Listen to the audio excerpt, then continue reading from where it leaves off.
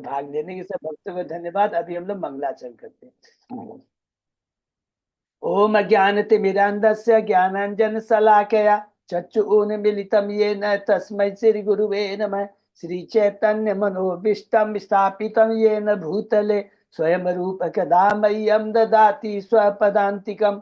वन्देऽहं श्री गुरु श्रीयुतपथ कमलं श्री गुरु वैष्णवांच च श्री रूपं साग्रजातं सहगण रघुनाथं वितं तं सजीवं स्वाद्वैतं सावधूतं परिजं सहितं कृष्ण चैतन्य देवं श्री राधा कृष्ण पादान सहगण ललिता श्री विशाखा वितांत च।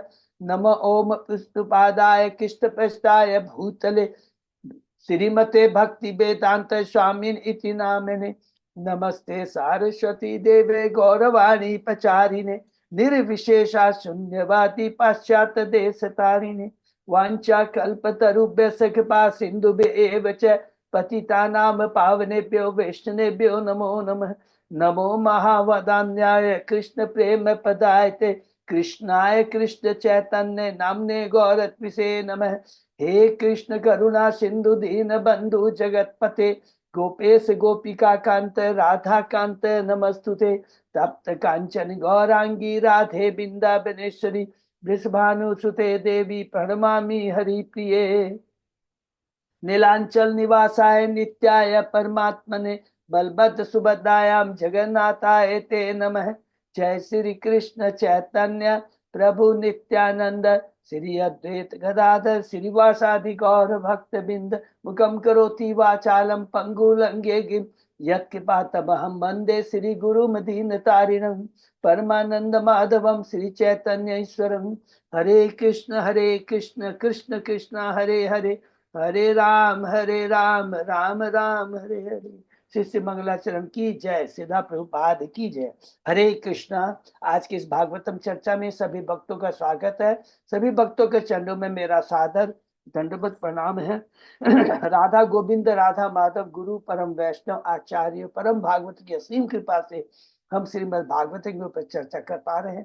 कैंटो 8 में पहुंच गए हैं हम लोग चौथा अध्याय आज शुरू कर रहे हैं।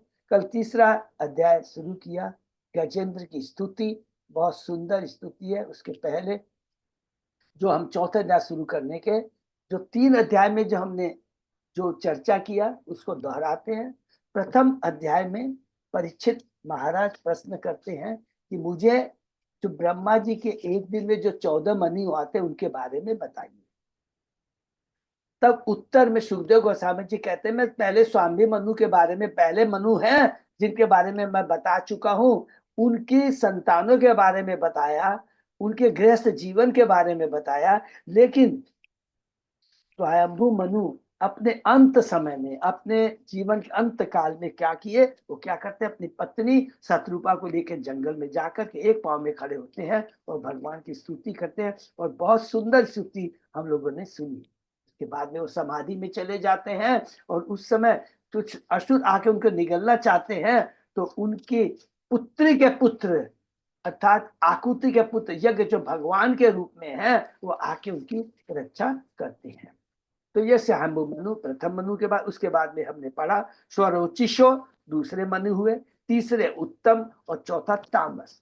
तो तामस जो चौथे मनु है उसमें आके रुक जाते हैं सुखदेव गोस्वामी जी। क्यों रुक जाते हैं?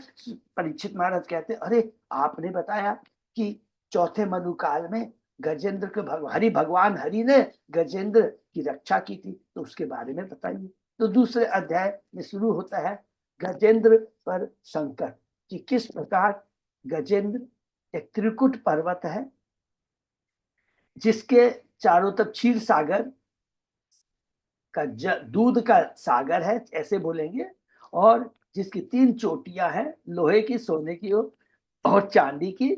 और वहां पर एक हाथी अपने परिवार मित्रों को लेकर के आता है। कहाँ पे आता है? ऋतुवत उद्यान है, उसके बगल में एक सरोवर है, उसमें स्नान करने के लिए आता है। और वह अज्ञानतावश केवल भौतिकता में मद होकर कर करके उसमें पानी पर में खेल कूद करता है। और इससे जो घड़ियाल जो उस जल के अंदर में रहता है वो क्रोधित हो जाता है और उसके पांव को पकड़ लेता है। 10 वर्ष, 1000 वर्षों तक युद्ध चलता, बहुत सुंदर लिखा है। अंत में जब गजेंद्र अपने को नहीं बचा सकता है, उसके सगे संबंधी मित्र जब उसकी कोई मदद नहीं कर सकते हैं, तो वो कहता है कि उसे उस संकट में, अगर ये सारे मित्र, सारी मेरी संपत्ति, मेरी शक्ति मुझे नहीं छुड़ा सकी, तो मैं उस भगवान की शरण में जाता हूँ जो हर एक को, यहाँ तक कि महापुरुषों को भी सदैव शरण प्रदान करते हैं। हरि बोल। तो इस प्रकार वो भगवान की स्तुति करता है, जो कि हम लोगों ने तीसरे अध्याय में पढ़ा, गजेंद्र की समर्पण स्तुति। ओम नमो भगवते वासुदेवाय। मैं उस परम पुरुष वासुदेव को नमस्कार करता हूँ जो प्रत्येक जीव के मूल कारण है, जो सिर्फ ब्रह्मा जैसे महापुरुषों के द्वारा भी पूजनीय है। भगवान भौतिक जन्म कर्म नाम गुण दोष से रहित है। भगवान के बारे में और कहता है, आप अत्यंत दिव्य ज्ञान के रूप में विख्यात है, आप असीम है, जो भौतिक कर्म से पूर्णतः मुक्त है। वे सदैव आपके हृदय में, अपने हृदय में आपका ध्यान करते हैं, जो कि भौतिक कर्म से जो मुक्त है। के बाद में कहते हैं, घड़ियाल के आक्रमण से, घड़ियाल के आक्रमण से मुक्त किए जाने के बाद मैं आगे जीवन नहीं रहना चाहता। हरि बोल। क्या बोलता है, ऐसे हाथी के शरीर से क्या लाभ, जो भीतर भाव से अज्ञानता से आच्छादित तो। हरि बोल। मनुष्य को जन्म मृत्यु के चक्र से मुक्ति पाने के लिए एकमात्र भगवान की भक्ति करना चाहिए। अज्ञानता के कारण हम प्रकृति द्वारा प्रदत्त प्रत्येक भौतिक जीवन को हम सुखी तथा आनंदमय धारक मानते थे, किंतु इस भौतिक जगत के पतित जीवन में एक चींटी से लेकर ब्रह्मा तक कोई भी वास्तव में सुखी नहीं है।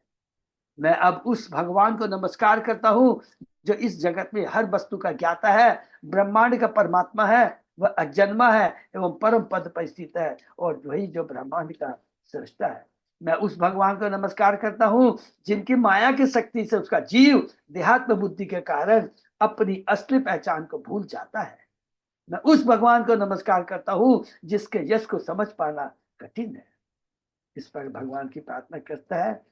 तब सुखदेव गोस्वामी जी कहते हैं, जब गजेंद्र किसी विशेष व्यक्ति परम पुरुष का वर्णन कर रहा था, तो कोई भी देवता, ब्रह्मा, शिव, इंद्र, चंद्रमा उसे बचाने के लिए नहीं आए, स्वयं हरि आए। क्यों आए? कि गजेंद्र ने जो स्तुति की थी, जो गुणों का वर्णन किया था, वो केवल भगवान के ऊपर एप्लीकेबल था, और ये चीज देवता समझ जाते हैं, इसलिए उसको बचाने के लिए स्वयं भगवान गरुड़ पर सवार होकर करके प्रकट हुए। इस प्रकार भगवान हरि सभी देवता से वहां प्रकट होते हैं। गजेंद्र ने अपनी सूंड से कमल का एक फूल ले लिया और भगवान को अर्पित किया। भगवान गरुड़ की पीठ से उतर जाते हैं और गजेंद्र घड़ियाल को जल से बाहर खींचा और अपने सुदर्शन चक्र से घड़ियाल के मुख को उसके शरीर से भिन्न कर दिया, और इस प्रकार गजेंद्र को बचा लिया। हरि बोल। तो गजेंद्र की स्तुति, भगवान की कृपा, और कैसे गजेंद्र को अभय दान मिलता है भगवान की कृपा से, हमने पढ़ा।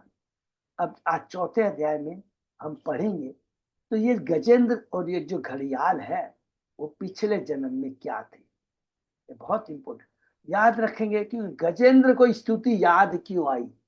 क्योंकि वो भगवान का भक्त था। पिछले जन्म में उसने भगवान की भक्ति की थी। भक्ति कभी भी विनष्ट नहीं होती है। वही चीज आज हम पढ़ रहे हैं। ओम नमो भगवते वासुदेवाय। ओम नमो भगवते वासुदेवाय। ओम नमो भगवते वासुदेवाय। नारायण नमस्कृत्य नरम चैव नरोत्तमं देवी सरस्वती व्यासं ततो जयम् उदीरयेत्। नष्प्रायेषु अबद्धेषु नित्यं भागवत सेवया भगवती उत्तम श्लोके भक्ति भवति नैष्ठिकी। कृष्णाय वासुदेवाय देवकी नंदनाय च नंद गोप कुमाराय गोविंदाय नमो नमः। आराधयो भगवान ब्रजेश तनय ततदाम वृंदावनम रमया काचित उपासना ब्रजवधु वर्गेण्य कल्पिता। श्रीमद् भागवतम प्रमाणम अमलम प्रेमा पुमतो महान। श्री चैतन्य महाप्रभो मतमिदम तत् आदरो न पर। हरे कृष्ण कृष्ण कृष्ण हरे हरे, हरे राम राम राम राम हरे हरे। कैंटो 8 अध्याय 4, शीर्षक गजेंद्र का बैकुंठ गमन। तो हम लोग पहले समरी पढ़ते हैं। इस अध्याय में गजेंद्र घड़ियाल के पूर्व जन्म का वर्णन हुआ है। इसमें बताया गया कि किस तरह घड़ियाल गंधर्व और गजेंद्र भगवान का पार्षद बना। गंधर्व लोक में हु नाम का एक राजा रहता था। एक बार जब वह स्त्रियों के साथ जल क्रीड़ा कर रहा था तो उसने स्नान करते हुए देवल ऋषि का पांव खींच लिया। इस पर ऋषि अत्यंत क्रुद्ध हो गए और उसे तुरंत घड़ियाल बनने का शाप दे डाला।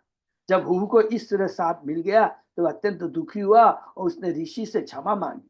ऋषि को दया आ गई, अतः उन्होंने वर दिया कि जब गजेंद्र का उद्धार भगवान द्वारा होगा उसी समय वह भी मुक्त हो जाएगा। इस तरह जब नारायण ने घड़ियाल को मार डाला तो उसका उद्धार हो गया। भगवान की कृपा से जब गजेंद्र बैकुंठ में भगवान का पार्षद बना तो उसे 4 हाथ मिल गए। यह उपलब्धि सारूप्य मुक्ति कहलाती है, नारायण के ही समान आध्यात्मिक शरीर प्राप्त करने की मुक्ति। यह गजेंद्र पूर्व जन्म में भगवान विष्णु का महान भक्त रहा था। हरि बोल। उसका नाम इंद्रधूम्न था और वह तमिल देश का राजा था। वैदिक सिद्धांतों का पालन करते हुए इस राजा ने गृहस्थ जीवन त्याग दिया और वह मलयाचल पर्वत में एक छोटी सी कुटी बनाकर मौन भाव से भगवान की सदैव पूजा करने लगा। एक बार अगस्त ऋषि अपने अनेक शिष्यों समेत इंद्रधूम्न के आश्रम में पधारे, किंतु भगवान के ध्यान में तल्लीन रहने के कारण वह राजा उनका उचित सत्कार न कर सका। अतएव ऋषि अत्यंत क्रुद्ध हो गए और उन्हें राजा को आलसी हाथी बनने का शाप दे डाला। इस शाप के अनुसार राजा ने हाथी के रूप में जन्म लिया और वह भक्ति के अपने सारे पहले कार्यों को भूल गया। तो भी अपने हाथी जन्म में जब घड़ियाल ने उस पर घोर आक्रमण किया तो उसे अपना भक्तिपूर्ण पूर्व जीवन याद आया। हरि बोल। और उस जीवन में उसने जो स्तुति सीखी थी उसका स्मरण किया। इस स्तुति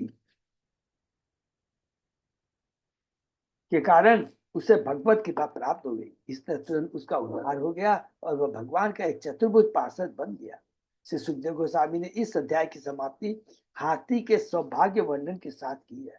उनका कथन है कि गजेंद्र मोक्ष की कथा सुनने से मनुष्य को भी उद्धार का अवसर प्राप्त होता है। सुखदेव गोस्वामी इसका स्पष्टतापूर्ण वर्णन करते हैं और इस प्रकार अध्याय समाप्त हो जाता है। तो हम लोग शुरू करते हैं इस श्लोक में। श्री शुकवाच तदा देवर्षि गंधर्वा ब्रह्मशान पुरोगमा मुमुच्च कुसुमा आशारम संसंत कर्म तत हरे।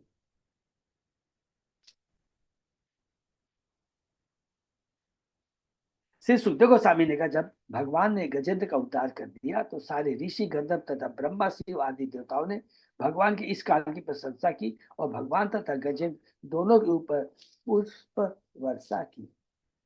इस अध्याय से स्पष्ट है कि देवल ऋषि, नारद मुनि तथा अगस्त मुनि जैसे बड़े बड़े ऋषि मुनि भी कभी कभी शाप देते हैं, किंतु ऐसे महापुरुष का शाप वास्तव में वरदान होता है। हरि बोल।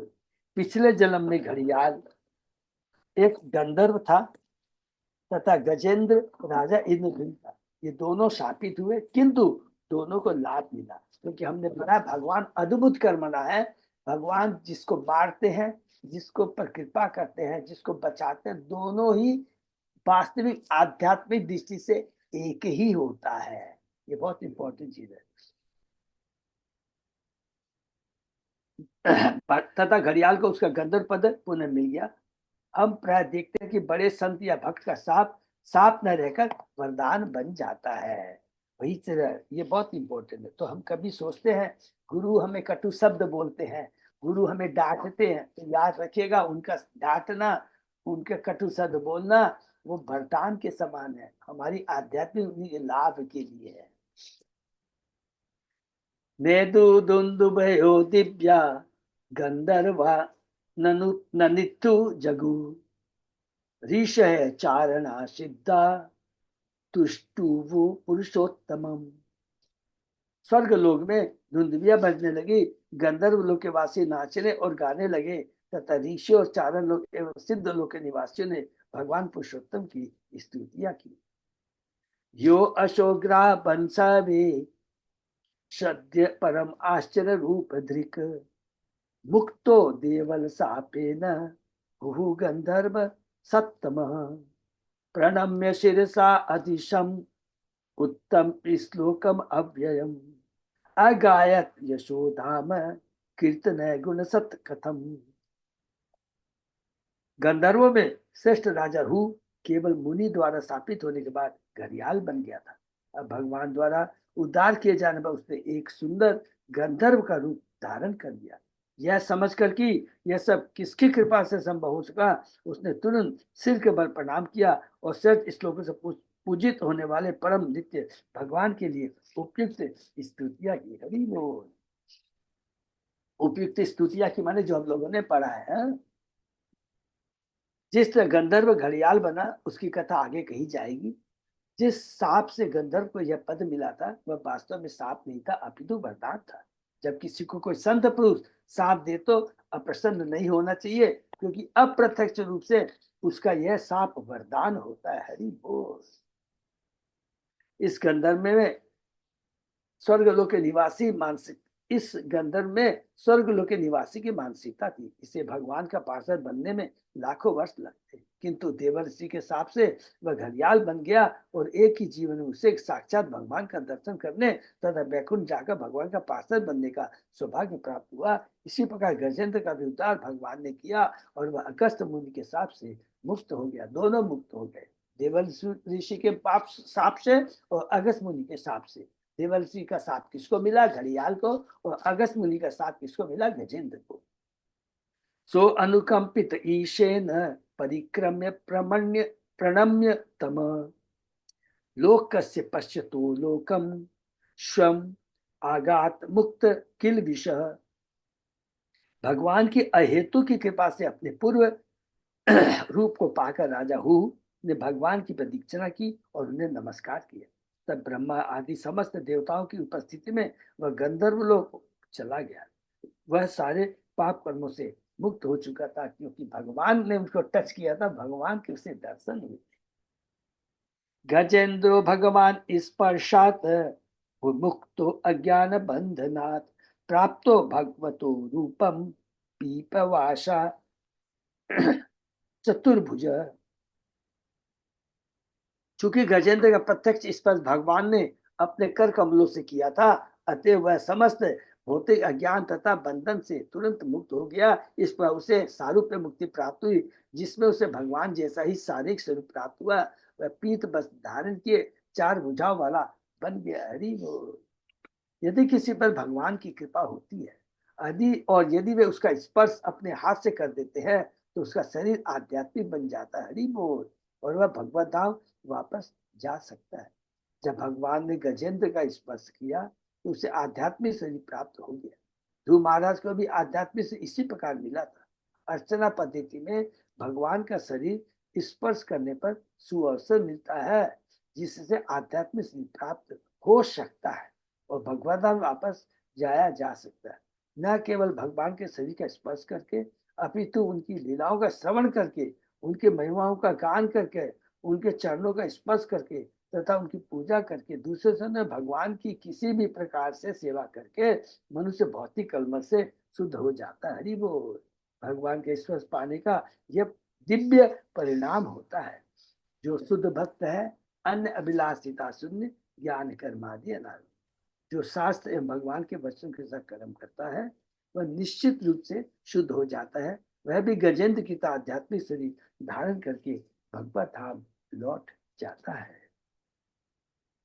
सैवे पूर्वम अभूत राजा पांडयो द्रविड़ शतमः इंद्र धूम्य इति ख्यातो विष्णु व्रत परायण। यह गजेंद्र पहले वैष्णव था और द्रविड़ दक्षिण भारत प्रांत के पांडे नामक देश का राजा था। अपने पूर्व जन्म में वह इंद्रधुम्न महाराज कहलाता था।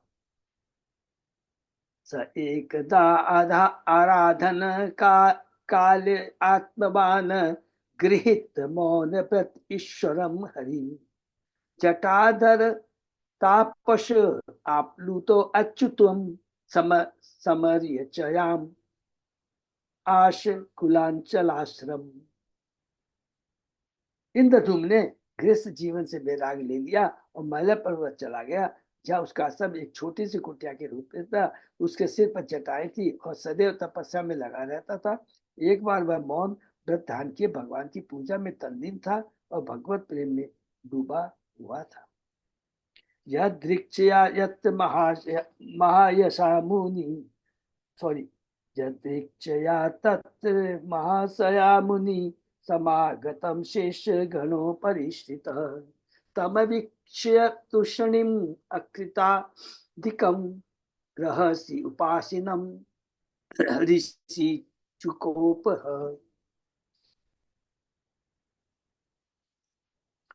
तब इंद्रदुम्न भगवान की पूजा करते हुए ध्यान में तल्लीन थे, तो अगस्त मुनि अपनी शिष्य मंडली से वहां पधारे। जब मुनि ने देखा कि राजा इंद्रदुम्न एकांत स्थान में बैठकर मौन साधे हैं और उनके स्वागत के शिष्टाचार का पालन नहीं कर रहे हैं, तो वे अत्यंत क्रोधित हुए। तस्मा इमं शापम अदात साधु अयम दुरात्मा आकृत बुद्धि अद्य विप्रावमंता विसताम तमिश्रम यथा गज स्तब्ध मती स एव। तब अगस्त मुनि ने राजा को यह साप दे डाला, इंद्रदुम्न, तुम तनिक भी भद्र नहीं हो। नीच तथा अशिक्षित होने के कारण तुमने ब्राह्मण का अपमान किया है। अतएव तुम अंधकार प्रदेश में प्रवेश करो और आलसी मुख हाथी का शरीर प्राप्त करो। हाथी अत्यंत बलिष्ठ होता है, उसका शरीर अत्यंत भारी होता है, वह कठोर श्रम कर सकता है और प्रचुर भोजन खा सकता है, फिर भी उसकी बुद्धि उसके आकार तथा बल के अनुरूप नहीं होती। इस तरह इतनी शारीरिक शक्ति होते हुए भी वह मनुष्य का चाकर बनकर काम करता है। देखिए कितनी इंपॉर्टेंट बात दिखा है, इतनी शारीरिक शक्ति होते हुए भी मनुष्य का चाकर बनकर के काम करता है। अगस्त मुनि ने यही ठीक समझा कि इस राजा को हाथी बनने का साथ दिया जाए, क्योंकि इस शक्तिशाली राजा ने मेरा स्वागत उस रूप में नहीं किया जैसे ब्राह्मण का होना चाहिए। यद्यपि अगस्त मुनि ने महाराज इंद्रदुम्न को हाथी बनने का साथ दे डाला, किंतु यह सब अप्रत्यक्ष वरदान था, क्योंकि हाथी का बिताने से उसके पूर्व जन्म के पापों के सारे फल समाप्त हो गए। तो ये देखिए भगवान की कृपा है। वो जंगल में क्या कर रहा था? भगवान का ध्यान कर रहा था, भगवान की भक्ति कर रहा था।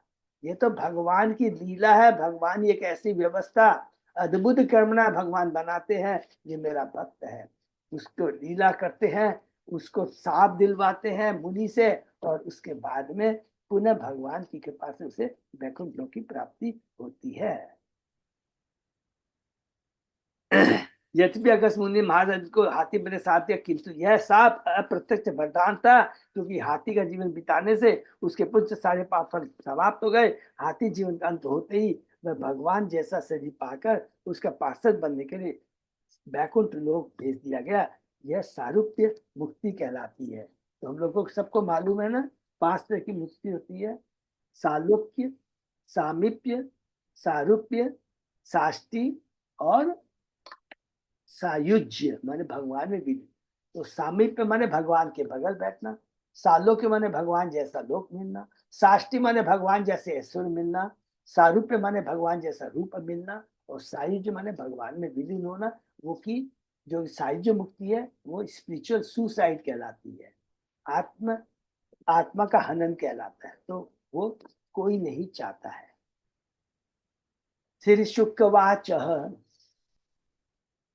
एवं सप्तवा गतो गतो अगस्त्यो भगवान रिपसानुगः इंद्रधुम्नो अपि राजर्षि दिष्टम तत् उपधारयण आपन कौंजरिम योनिम आत्मस्मृति विनाशिनी हरि हरि अर्चनानुभावेन यत् गज तवे अपि अनुस्मृति। श्री सुखदेव गोस्वामी ने आगे कहे, राजा अगस्त मुनि राजा इंद्र को इस तरह साप देने के बाद अपने शिष्यों समेत उस स्थान से चले गए। चूंकि राजा भक्त था, अतः उसने अगस्त मुनि के साप का स्वागत किया, क्योंकि भगवान की ऐसी ही इच्छा थी। हरि बोल। ये देखिए श्लोक के अंदर ही लिखा हुआ है, क्योंकि भगवान की ये प्लानिंग थी, क्योंकि भगवान की ऐसी इच्छा थी। अतएव अगले जन्म में हाथी का सिर प्राप्त करने पर भी भक्ति के कारण उसे यह स्मरण रहा कि भगवान की पूजा और स्तुति किस तरह की जाती है। तो भगवान को हम लोग बार बार एक ही चीज कहते हैं, बहुत सुंदर चीज है, अद्भुत कर्मणा है। कैसे है? एक तरफ तो भगवान ये बताते हैं मेरी भक्ति कभी भी ठीक, जड़ भरत के ऊपर भी यही चीज था, उसकी भक्ति कभी विनष्ट नहीं होती है। और एक शिक्षा हम बद्ध जीवों को ये है कि अंत काले च मामे स्मरण बुद्ध, मृत्यु के समय जैसी जैसी चेतना रहती है, हमें वैसा ही अगले जन्म में शरीर मिलता है। तो उसकी मृग के प्रति चेतना थी तो वो तो मिल गया, लेकिन वास्तविक उसमें जो भक्ति की जो शक्ति थी वो विनष्ट नहीं हुई, और वो मृग शरीर में भी उसे अपनी भक्ति के बारे में याद रहा, अपनी गलती का एहसास हुआ। तो भक्ति कभी विनष्ट नहीं होती है। और एक शिक्षा भी है कि जब गुरु, याद रखेगा, जब भी हम कोई क्लास करते हैं, कुछ भी करते हैं, भक्ति भी क्लास हो रही है, अगर गुरु आ जाते हैं सिर्फ, तो ऐसा नहीं कि मैं क्लास दे रहा हूँ प्रवचन, नहीं, तुरंत खड़ा होकर के उनका सम्मान करना चाहिए। ये हमेशा यार, ये गलती ना हो जाए। तात्पर्य, भगवान के भक्त की यह अद्वितीय स्थिति है। यद्यपि राजा को शाप मिला था, किंतु उसने इसका स्वागत किया, क्योंकि भक्त सदैव जानता रहता है कि भगवान की इच्छा के बिना कुछ भी घटित नहीं हो सकता। ये चीज, इस घटना को और किसको याद करेंगे? परीक्षित महाराज। परीक्षित महाराज ने मुनि के गले में मृत सांप को डाल दिया था, और मुनि ने श्राप दिया। तो परीक्षित महाराज चाहते तो उसको दंड दे सकते थे, तुम, मैं राजा हूं, तुम मुझे श्राप देता है, लेकिन नहीं, क्योंकि भगवत भक्त जो होता है बहुत विनम्र होता है, बहुत बुद्धिशाली होता है। उसको समझ में आ गया भगवान की कृपा के बिना ये नहीं हो सकता, इसमें मेरा कल्याण ही है। ये यदि सोच आ जाए ना, तो हमारा जीवन धन्य हो जाए। अर्थात जब भक्त जो होता है ना, वो हमेशा पॉजिटिव होता है। भक्त की एक सबसे, भक्ति की एक शक्ति जो होती है, उसमें एक मनुष्य को, एक जीव को पॉजिटिव अप्रोच, माने पॉजिटिव सोच वाला बनाता है। ये बहुत इंपॉर्टेंट चीज है, ये बहुत बड़ी क्वालिटी होती है। नहीं तो हमेशा हम नेगेटिव सोचेंगे, हमेशा अरे इसने ऐसा किया, अच्छा अच्छा उसका ये प्लान था, उसका नहीं। अगर पॉजिटिव सोचेंगे तो क्या होगा, हमारी जो चेतना है ना, रजोगुण तमोगुण में न जाके सतोगुण में बनी रहेगी। बहुत इंपॉर्टेंट चीज है, how to make your thought positive, ये बहुत इंपॉर्टेंट, ये भक्ति से ही आता है।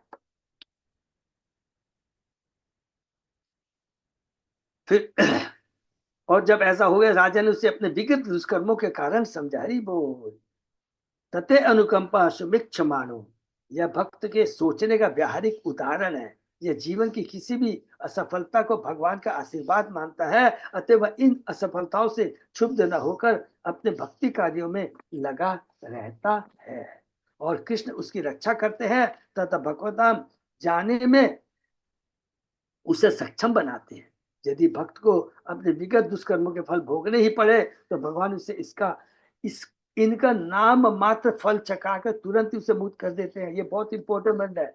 भगवान ने उसका केवल नाम मात्र फल चखा के, नहीं तो भगवान पर ब्लेम आ जाएगा कि तुमने जैसे कर्म किए उसका तो फल भोगना ही पड़ेगा।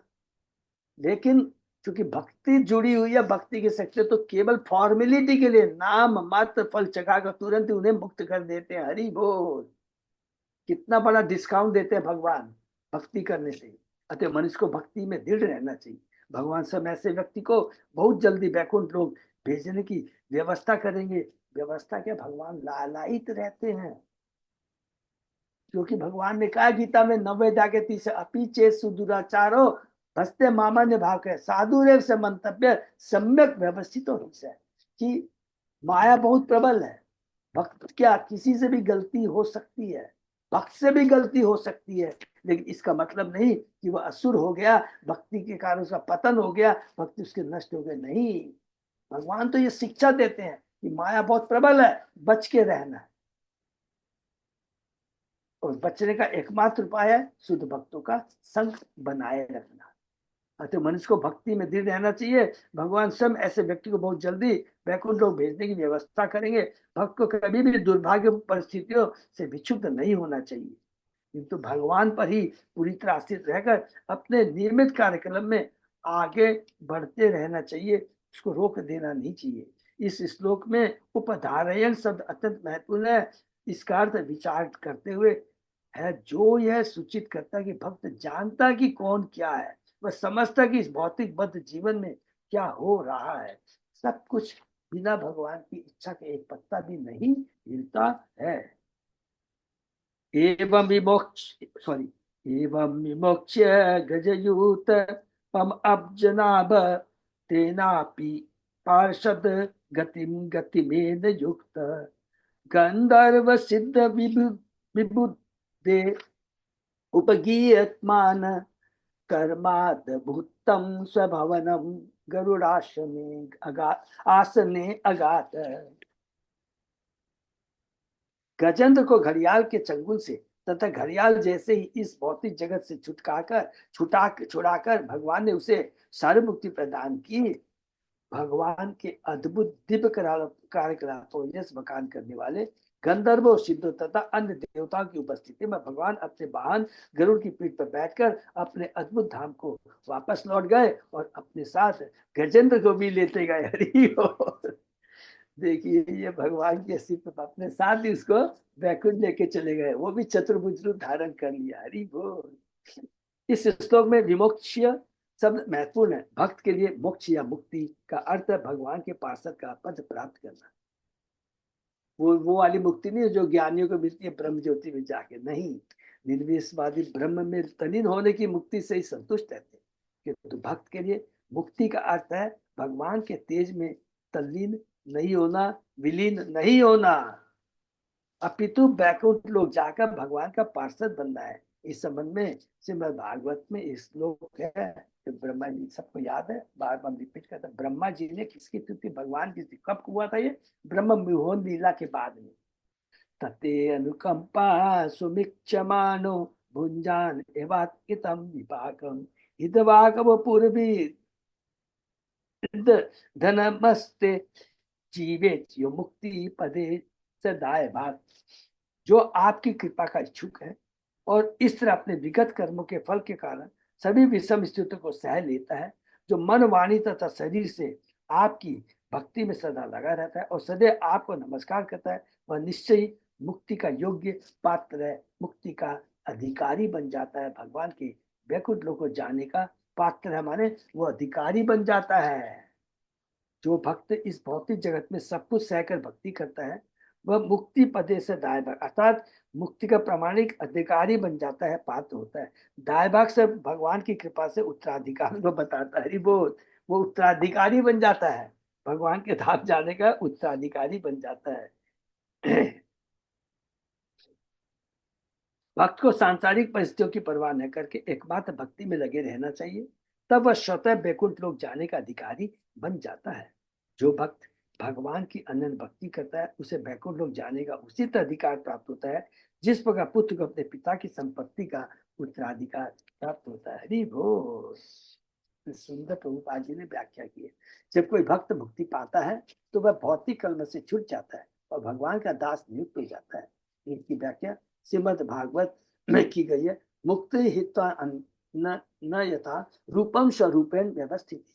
स्वरूप शब्द शारूप मुक्ति का सूचक है, जिसका अर्थ भगवान के धाम को वापस जाना और भगवान के ही समान आध्यात्मिक शरीर प्राप्त करके जो चतुर्भुजी होता है और शंख चक्र गदा पद्म धारण किए रहता है, भगवान का नित्य पार्षद बने रहना। हरि बोल। निर्विशेषवादी तथा भक्त की मुक्ति में यही अंतर है कि भक्त तुरंत ही भगवान का नित्य दास नियुक्त हो जाता है, जबकि निर्विशेषवादी ब्रह्म ज्योति में विलीन होकर भी असुरक्षित रहता है, कोई रस नहीं रहता, कोई आनंद नहीं रहता और सामान्य इस भौतिक जगत में फिर से आके धड़ाम से गिर जाता है।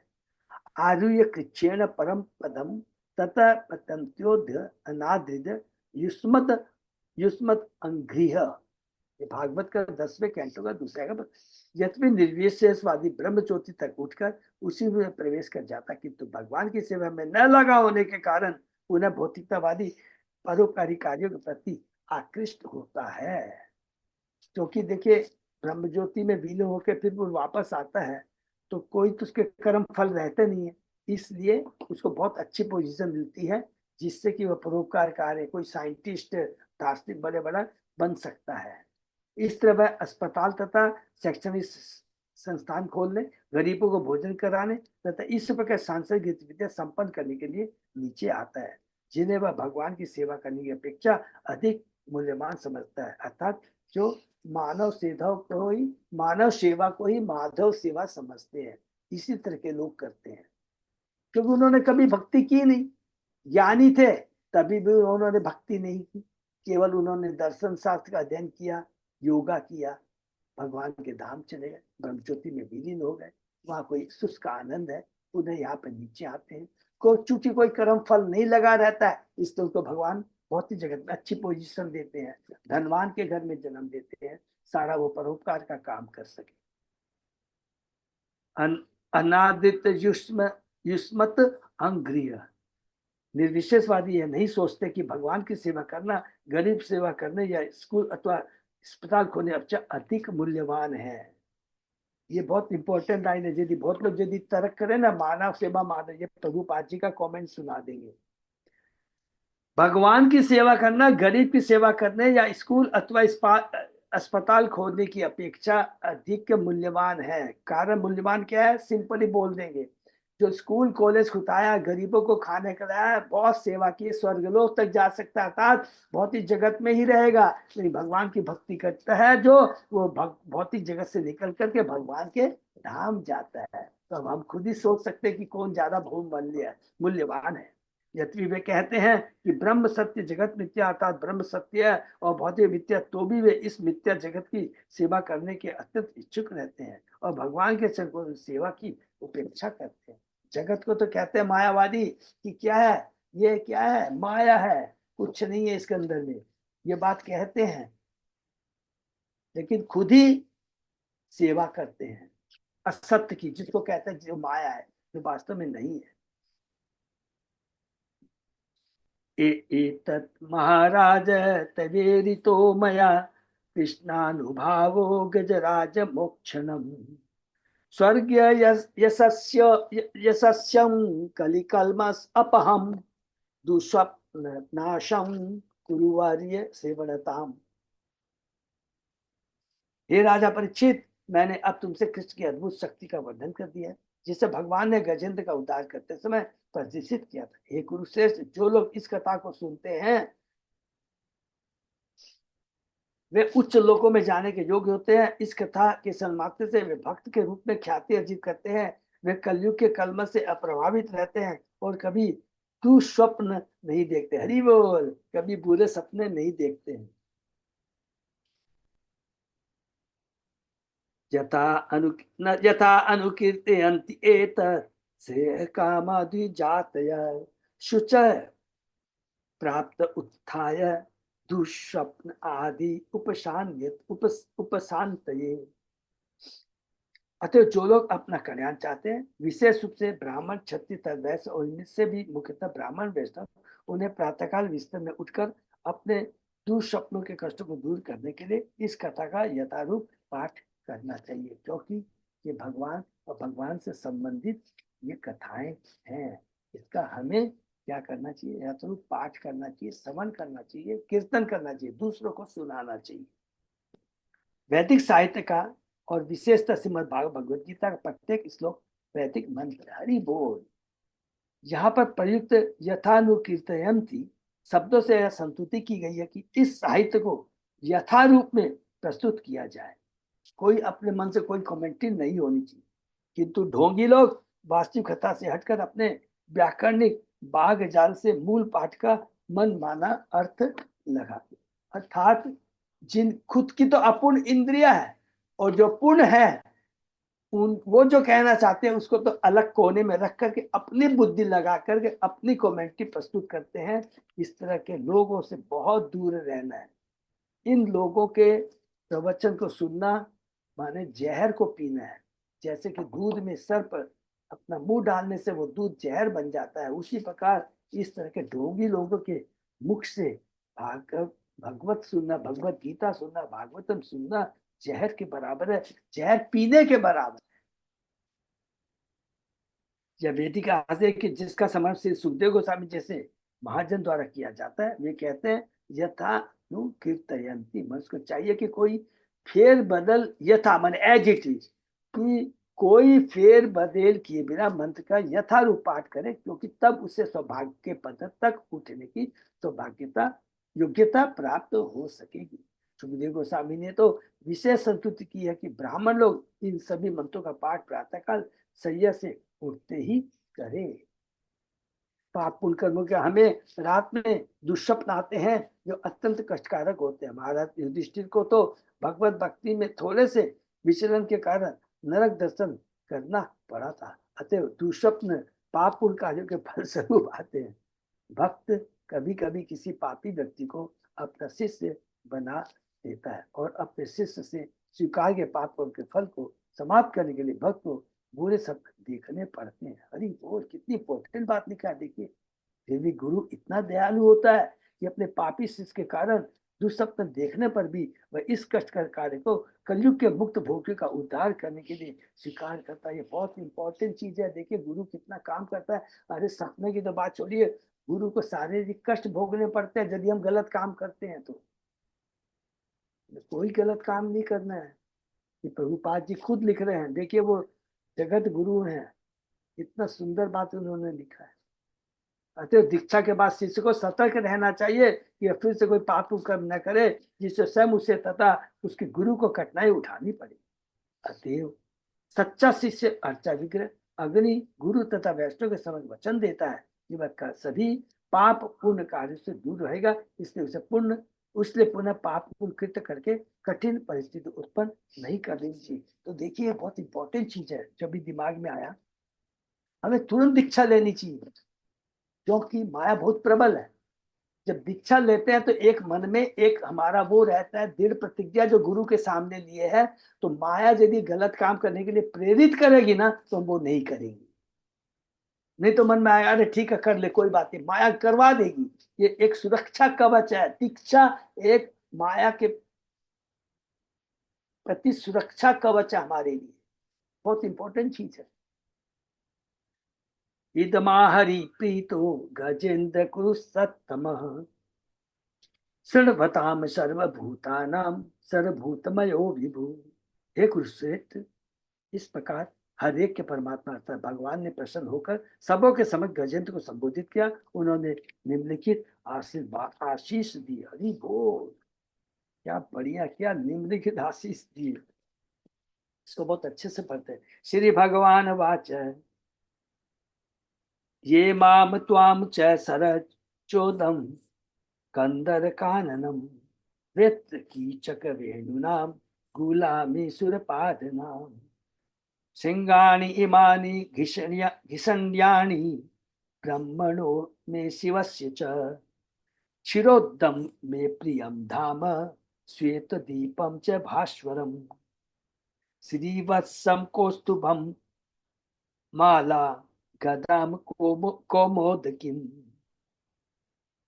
मम मम सुदर्शनम पांचान्यम सुपर्णम पतंग ईश्वरम शेषम च मत्कलाम सूक्षाम श्रियमदेवीम मत आश्रयाम ब्राह्मणम नारद ऋषिं भवम प्रहलादम एव च मतस्य कुर्म वरा आदे अवतारे कृतानि मे कर्माणि अनंत पुण्यानि सूर्यं सोमम उतासनम परमणम सत्यम अव्यक्तम गो विप्रान धर्मम अव्ययम दाक्षायणी धर्म पत्नी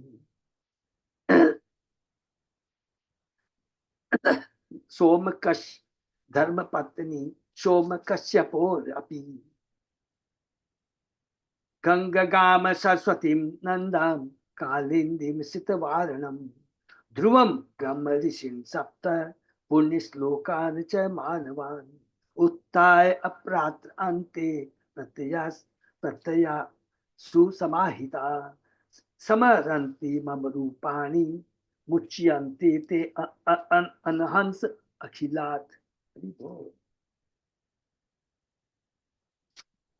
भगवान ने कहा ऐसा व्यक्ति समस्त पाप और कर्मों के फलों से मुक्त हो जाते हैं जो रात्रि बीतने पर प्रातःकाल ही जग जाते हैं। अत्यंत ध्यानपूर्वक अपने मनों को मेरे रूप, तुम्हारे रूप, इस सरोवर, इस पर्वत, कंदराओं, उपवनों, वेद के वृक्षों, बांस के वृक्षों, कल्पतरु, मेरे ब्रह्मा तथा शिव के निवास स्थानों, सोना चांदी तथा लोहे की बनी त्रिकुट पर्वत की 3 चोटियों, मेरे सुहावने धाम क्षीर सागर, आध्यात्मिक किरणों से नित्य चमचमाते श्वेत दीप, मेरे चिन्ह विश्रीवत्स कौस्तुभ मणि, मेरी बैजंती माला, कौमोदकी नामक मेरी गदा, मेरे सुदर्शन चक्र तथा 5 जनसंघ, मेरे वाहन पक्षीराज गरुड़, मेरी सैया शेषनाग, मेरी शक्ति का अंश लक्ष्मी जी, ब्रह्मा नारद मुनि, शिव जी प्रहलाद, मेरे सारे अवतारों यथा मत्स्य, कुर्म तथा बराह, मेरे अनंत शुभ कार्यकलापों में जो सुनने वालों को पवित्रता प्रदान करते हैं,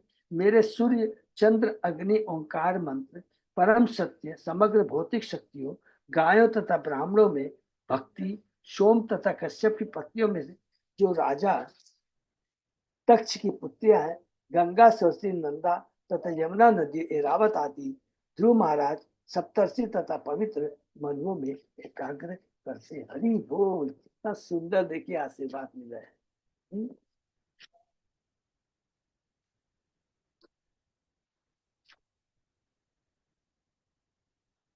ये माम स्तुवन्ति अनेन अंग प्रतिबुद्ध निसात्यये तेषां प्राण चा प्राणात्यये चाहम ददामि विपुलाम गति। हे प्रिय भक्त, जो लोग रात्रि बीतने पर बिस्तर से उठ कर करके तुम्हारे द्वारा अर्पित इस स्तुति से मेरी प्रार्थना करते हैं, मैं उन्हें उनके जीवन के अंत में वैकुंठ लोक में नित्य आवास प्रदान करता हूँ। अतः हरि बोल। तो अंत में श्री सुखवाच है, सुखदेव गोस्वामी जी कहते हैं, इति आदिश ऋषिकेश आदिश ऋषिकेश प्राधमाय जलज उत्तमम हर्षयन विबुद्ध अनिकम आरूहोय खग अधिपम। श्री सुखदेव गोस्वामी ने आगे कहा, इस उपदेश को देकर ऋषिकेश भगवान ने अपना 5 जनसंघ बजाया और इस पर ब्रह्मा आदि सारे देवताओं को हर्षित किया। तब वे अपने वाहन गरुड़ की पीठ पर चढ़ गए। इस प्रकार से भागवत के अष्टग्रंथ का गजेंद्र का वैकुंठ गमन शीर्षक 4 अध्याय का भक्ति तात्पर्य हरि बोल। तो यहाँ पर सेम वही चीज रिपीट की गई है।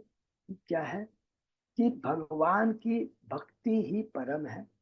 भौतिक जगत में कुछ भी हमको मिल जाए, कितनी भी शक्ति हो, कितना भी हमारे पास संपत्ति हो, वो हमारा उद्धार नहीं कर सकती, नंबर 1। और दूसरी चीज रिपीट किया गया है जो हमने पिछले 30 अध्याय में पढ़ा, क्या भगवान की भक्ति कभी भी विनष्ट नहीं होती। और इसका उदाहरण हम लोगों ने हर जगह देखा है। कहाँ कहाँ देखा है? गजेंद्र मोक्ष में तो देखा ही है, भरत महाराज को हमने देखा है, हमने अजामिल को देखा है। कहीं भी आप देख लीजिएगा कि भक्ति शाश्वत है। नंबर 1, जो भक्ति करता है, अगर किसी कारण से उसका कोई भी डाउनफॉल भी होता है, तो स्वयं भगवान पुनः उसे भक्ति के पथ में लाने के लिए स्वयं चेष्टा करते हैं। ये इंपॉर्टेंट याद करेंगे, खुद करते हैं या गुरु के माध्यम से करते हैं। अजामिल को देख लीजिए, विष्णु दूतु आ जाते हैं। जड़ भरत को आप देख लीजिए, उसके ऊपर कितनी बड़ी कृपा होती है। इतना माने हरिण का शरीर प्राप्त होने के बाद में उसकी भक्ति बनी रहती है, भगवान गाइड करते रहते हैं। और सबसे बड़ा चीज क्या देखा अपने भरत महाराज में? देखा हम लोगों ने क्या देखा? मृग रहने के बाद भी उसको ये चेतना बनी रहती है कि मुझे अभक्तों का संग नहीं करना है, कि कहीं मैं अभक्तों का संग होकर के पुनः मेरी चेतना कलुषित न हो जाए। तो ये बहुत इंपॉर्टेंट चीज, स्वयं भगवान हमें मदद करते हैं। तो ये भगवान की बहुत बड़ी कृपा है। तो हम लोगों को क्या करना है? अभी वही चीज करें जो हम लोग कर रहे हैं। भक्तों का संग बहुत जरूरी है, भक्तों के संग में भक्ति बहुत जरूरी है, 2। और तीसरा सेवा। सेवा करने से क्या होता है? भक्ति करने की इच्छा होती है। जागृत। सेवा में इतना ज्यादा आध्यात्मिक शक्ति जुड़ी रहती है। वो क्या करती है, हमें जो भौतिक चीजों के प्रति आसक्ति है, भौतिक लोगों से मिलने के प्रति जो मन रहता है कि इससे प्रजल्प करो, उसको काटती है। क्यों काटती है? क्योंकि सेवा कर रहा है किसकी? गुरु और भगवान की सेवा कर रहा है, उससे सारी कलुषिता मिटती है। इसलिए सबसे इंपॉर्टेंट इस कलयुग में सेवा करना। किसी भी रूप में हम सेवा कर सकते हैं, विग्रह की सेवा कर सकते हैं, भगवान के मंदिर में जाकर फूल सेवा कर सकते हैं, किचन की सेवा कर सकते हैं, बुक डिस्ट्रीब्यूशन कर सकते हैं। ये सारी सेवा है वो भगवान की सेवा में ही आता है। ये हमें करना है। हरे कृष्णा। किसी का कोई प्रश्न तो पूछ सकते। तो ये 24वें श्लोक में भी जो राजा दक्ष कश्यप की पत्नियों के बारे में भी सेवा के भाव से बोला गया है क्या? कहाँ पे प्रभु? ये 24 में अंत में लिखा ना, कश्यप की पत्नी में जो राजा दक्ष की पुत्रियां हैं, हाँ उसमें भी वही सेवा याद है सेवा के भाव याद है। से। हाँ। यस प्रभु, आपने याद है ना कौन सा कहाँ कौन से अध्याय में पढ़ा? 6वें अध्याय में 6 कैंटो में हमने पढ़ा है ना प्रभु। हम्म। दक्ष के पहले तो पुत्र हुए थे, हम्म। सबको नारद जी ने उनको बना दिया। किसमें? नारद जी ने उनको सब बना दिया। तब भगवान कहते इस बार ब्रह्मा जी का तुम इस बार पुत्रियों को उत्पन्न करो। तो पुत्र उत्पन्न करते हैं। तो कश्यप दक्ष की कुछ कितनी पत्नियां हैं ना जो दक्ष से ब्याही जाती है। हम्म। दीति, अदिति। तो दीति से कौन आते हैं? सब राक्षस, पेड़ पौधे सब पढ़ा हम लोगों ने, ये सब आते हैं। और अदिति से देवता उत्पन्न होते हैं। और ये सब भक्त हैं प्रभु। यस। हाँ प्रभु। ठीक है। कैंटो 6 में हमने बहुत डिटेल में इस चीज को पढ़ा है। और किसी का कोई प्रश्न?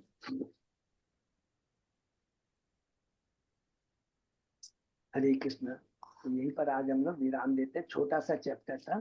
यहाँ पर देखिए पहला 3 पार्ट है इसमें। इस पार्ट में हमने गजेंद्र मोक्ष पढ़ा है। अब उसके बाद में देवता भगवान से सुरक्षा की याचना करेंगे तो सबको याद आ जाएगा कि क्या है। फिर आ जाएगा क्या? समुद्र मंथन। हरि बोल। समुद्र मंथन आएगा। और उसके बाद में तीसरे पड़ाव में हम जाएंगे। बहुत सुंदर है। उसमें बलि महाराज, हरि है, हाँ, बामन और बलि महाराज की कथा है। ठीक है ना? हरे कृष्णा। ये पे विराम देते हैं। और प्रभु अजब उदार प्रभु कुछ अनाउंसमेंट है प्रभु? नहीं प्रभु जी, आज के तो क्लास का भी शीर्षक यही निकलता है कि ज्यादा से ज्यादा गीता डिस्ट्रीब्यूट करनी है, हरि बोल, हरि बोल, हरि बता रहे हैं। बोल। बहुत सुंदर है। बिल्कुल प्रभु, ज्यादा से ज्यादा करना है। मेरे पास भी जैसे श्री संगीता माता जी तो बहुत तुरंत पोस्ट कर रही है, बहुत अच्छा लगा। और लोगों के रिस्पांस भी आ रहे हैं। तो इस बार अच्छा हुआ प्रभु ने याद दिला दिया। बहुत बहुत धन्यवाद है। कल मेरे को सुंदर गोविंद दास प्रभु ने फोन किया था। बोला प्रभु आप लोग हिंदी भाषी हैं, लेकिन इस बार एक बहुत बड़ा ग्रुप आ रहा है, एडवांस में दिया है।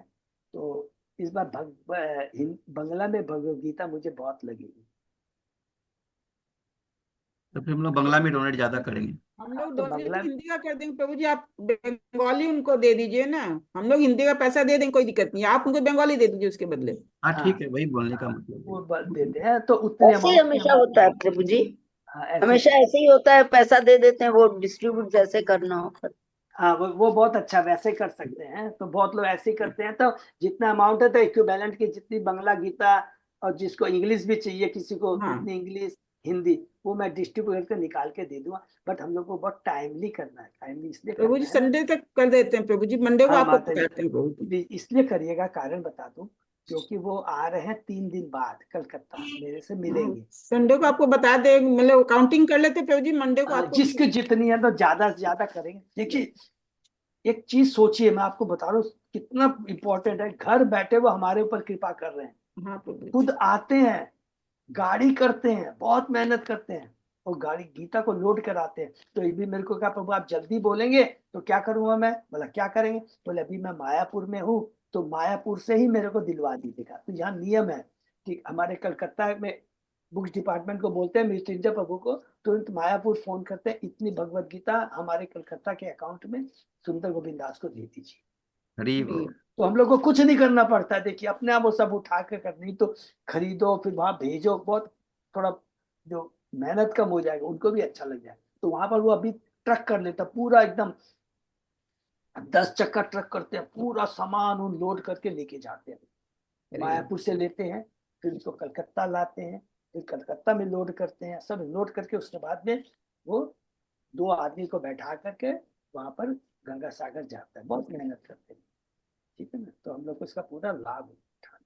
हरे कृष्णा। हरे कृष्ण। दंडवत प्रणाम प्रभु बहुत जी। बहुत धन्यवाद। प्यार का सेशन ही विराम करते हैं, फिर सोमवार सुबह 7 बजे सादर दंडवत प्रणाम प्रभु, हरि बोल। दंडवत प्रणाम। हरे कृष्ण।